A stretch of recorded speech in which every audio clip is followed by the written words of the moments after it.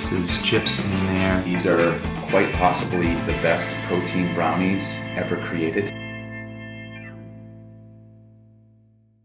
Welcome back to the Anabolic Hub, where we make anabolic deliciousness. We're back inside my kitchen today and we're doing another original recipe, anabolic high protein peanut butter brownies. Yes, if you love peanut butter and if you love brownies, you are absolutely going to love this recipe. It is by far going to be ideal for any weight loss plan, any maingaining plan, and definitely any shredding plan. So, with no further ado, let's get things started by having a look at the ingredients. Here we go. All-purpose flour, vanilla-based casein protein powder, Swerve, granular, the one ingredient to rule them all, salt, peanut butter powder, baking powder, I can't believe it's not butter, a light one, plain non-fat Greek yogurt, unsweetened almond milk, vanilla extract, Reese's peanut butter chips. And this is another one of those magical recipes where we're mixing together some dry ingredients, we're mixing together some wet ingredients, and we're combining the two for some anabolic deliciousness. So let's get things started here by mixing together our dry ingredients first. First dry ingredient is going to be 75 grams of our all-purpose flour.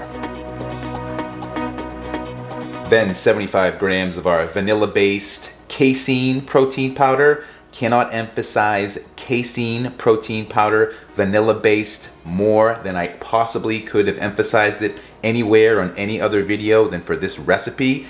Definitely don't use unflavored casein whey blend. First of all, it's unflavored. Second of all, it's a blend, so it's not going to bake as well. Vanilla-based casein protein powder. Definitely don't use whey because that's just going to be an absolute disaster. In case you didn't hear me, vanilla-based casein protein powder, 75 grams going in now. As always, it's a battle with that last gram, but we got it in. Next up is 35 grams of our Swerve granular.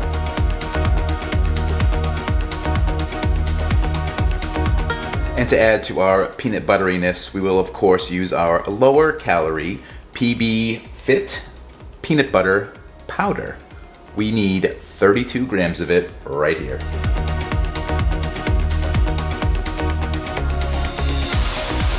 Always interesting when it clumps up a little bit. Those grams add up a lot faster, but nonetheless, we got 32 grams of our PB Fit powder in.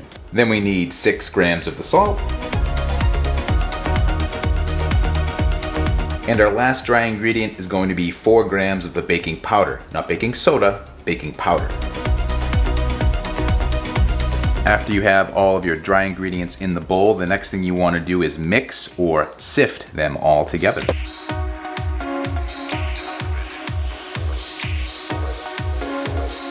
Don't sleep on the sifting. The fact is I probably sifted it a lot longer than I actually edited into the video, so sift until you think you've sifted enough and then sift some more because we want proper disbursement, not only in this case of our baking powder, but also our PB powder that is going to give the proper flavor to every single brownie that we bake, as well as provide a nice even bake. Dry ingredients done. Next, we move on to the wet ingredients. So I just wanted to break in real quick here to remind you to smash the like button, consider subscribing if you're not subscribed, and tell me in the comment section if you like peanut butter, write peanut butter. If you don't like peanut butter, let the rest of us know what is wrong with you in the comment section. Go now. Okay, back to the video. And our first wet ingredient is going to be 42 grams of the I can't believe it's not butter, the light one, or any light butter. Negative scale measuring system.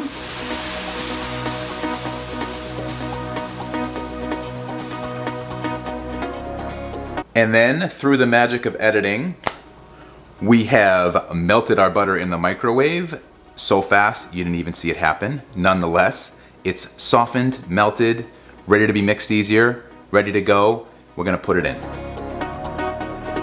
Save your container, we're gonna need it. Next, we need 180 grams of the plain non-fat Greek yogurt, negative scale measuring system.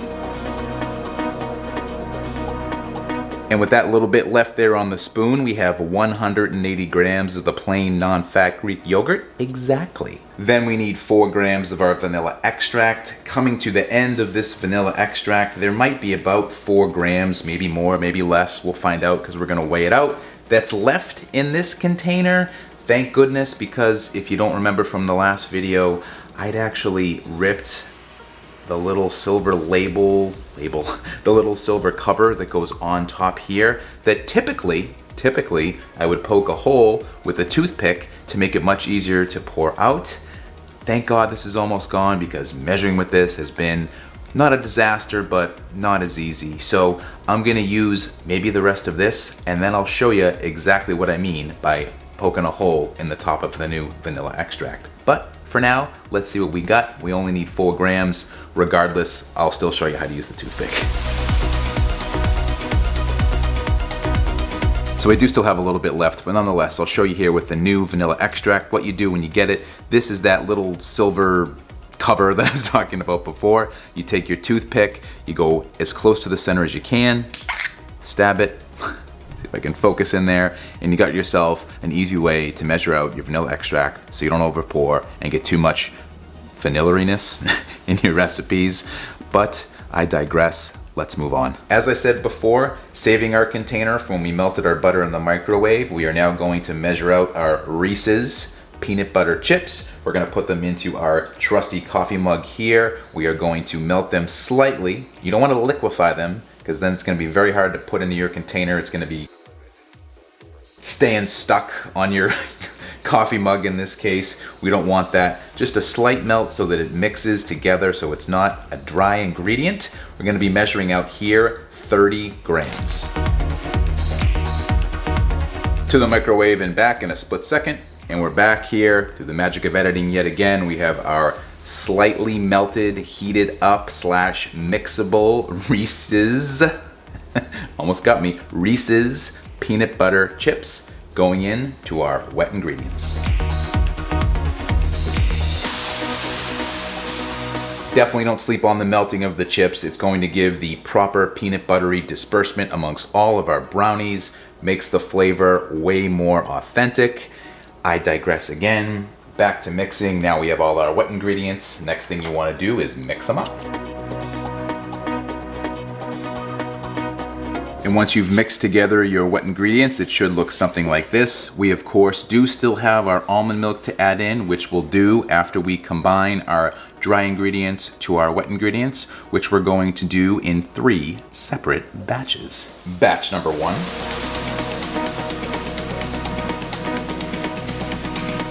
Batch number 2.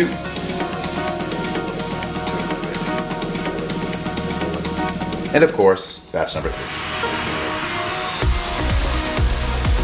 And after you've mixed in your 3 batches, you're going to notice you still have this dry, beach sandy type almost batter. Of course, we need to add in our last ingredient, our last wet ingredient, which is going to be 100 grams of the almond milk, which is going to make this batter absolutely peanut buttery perfect.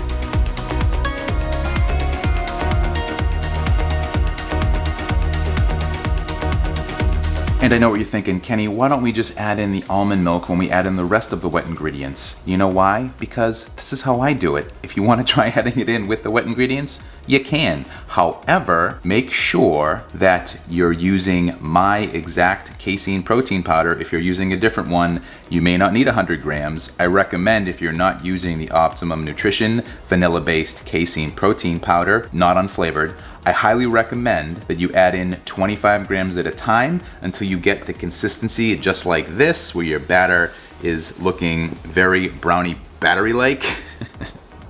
And it has this consistency. Before we get to the baking, we're going to fold in some of our Reese's peanut butter chips just for a little extra flavor flav. So let's do that now. And here I have 30 grams of our Reese's peanut butter chips, pre-measured and on the money, of course. Peanut butter chips are folded in. You can hold some of them out if you want to put them across the top. I actually held out a few to put on the top of these brownies. It just allows for an even disbursement of flavor amongst all the brownies. I'll show you how I'm going to do it in a second, but nonetheless, we're ready to put these into a baking dish. Highly recommend lining your baking dish with parchment paper. For reference, I'm using an 8 by 11.5 baking dish. I know you always ask in the comment section, so there it is.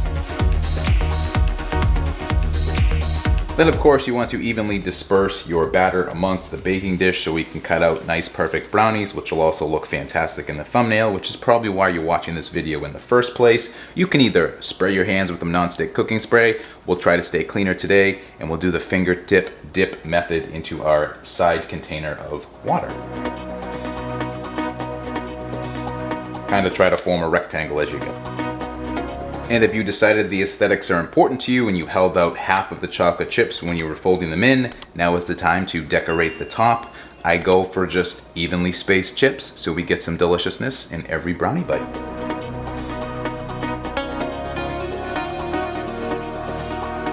And half the peanut butter chips, 15 grams to be exact, is a lot more than you'd think it would be, which is great because that maximizes the flavor. Now it is time to start baking. We're gonna put them into our oven that we've preheated to 350 degrees Fahrenheit or 175 degrees Celsius, and we're gonna bake them for a total of 20 minutes.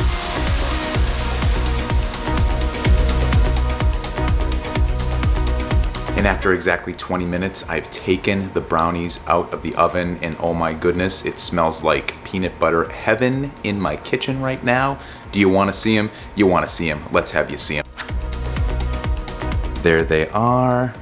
Well, I guess it's just one piece right now, but it will be cut up into 8 separate brownies. And when I tell you it smells like peanut buttery heaven, it smells like peanut buttery heaven.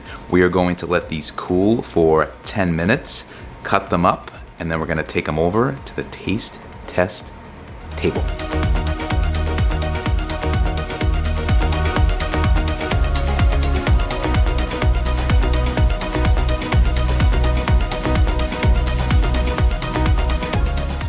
And we're back at the taste test table yet again to try another original recipe. These are quite possibly the best protein brownies ever created. I'm slightly biased, I know, but you know what? Less than 39 takes here and they are amazing. So we'll jump right into things here. First, let me say I'm always curious who makes it to the taste test portion of the video. So why don't we try to mess with the folks that don't get this far into the video and just go to the comment section. And if you're watching from an iPhone, put an iPhone in the comment. If you're watching from an Android, put Android in the comment section. And if for some reason you're watching from a laptop or another computer, put that in there as well, and we'll just see how many people actually make it to the taste test table to see what I think of my own recipe. But I digress there. Let's get right into the taste test. We are going to grab this one here to my right, and you can see that there are the Reese's chips on top of the brownie, and it is just the perfect brownie thickness. I'll give you a close-up look. See those Reese's chips in there, proper brownie thickness there. First bite, best bite, every time with these. Can't convince me otherwise. Here we go.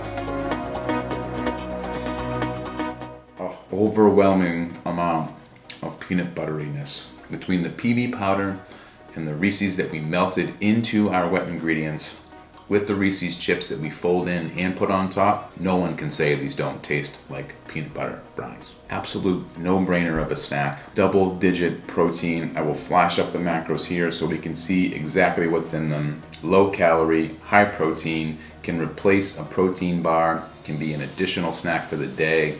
Heck, have them for breakfast if you want. It's quite possibly the best guilt-free peanut butter snack on planet Earth. If you like peanut butter and you don't try these, you are seriously missing out. If you do try them, please let me know in the comment section because I'd love to find out how they turned out for you. But I don't have my watch on, but I know it's getting to be about that time. I gotta get up out of here, so I'll see you in the next one.